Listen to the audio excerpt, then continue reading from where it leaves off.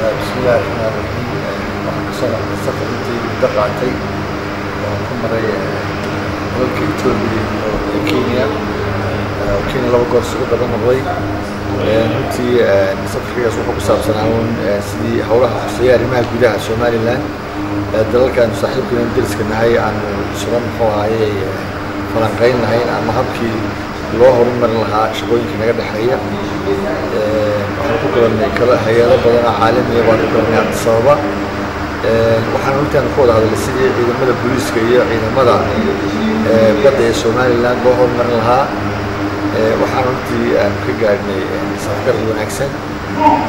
dowladda Kenya lafteeda waxaanu gobol xaad u dhigaynay sidii isu socodka labada dal iyo baasaboorada labada dal si isku mid ah ay isu weydaaran lahaayeen.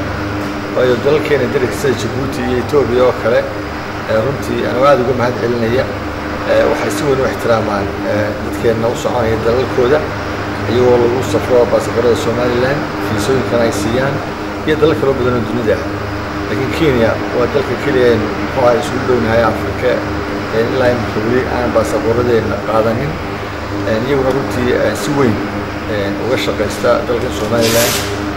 markaa waxaanu samaysanay ballan annaga iyo wasiirka arrimaha gudaha muxuu ahaayey Kenya inaan dhawaan isku aragno dalka Kenya si looga wada hadlo iyo wasaaradda arrimaha dibadda ee Somaliland iyo arrimaha dibadda ee muxuu ahaayey dalka Kenya sidii muxuu ahaayey la isla meel dhigi lahaa sidii labada wadan ay isugu socon lahaayeen iyadoo dowladda kale tixgelinaysa iyo jiritaankeeda iyo muxuu ahaayey in la isla eego sidii la isugu socon lahaa way tahay xagga madaxda labada dal way tahay shacabka reer Somaliland ee baasaboorka Somaliland ku safraya. marka runtii waxaan ka helnaa balamo wanaagsan oo aan dhawaan haddii la yidhaahdo isla meel dhigi doono. hawlo badan oo runtii in halkaan ka shaqeynaa waa inoo soo qabsameen gaal iyo doob mahadsantahay.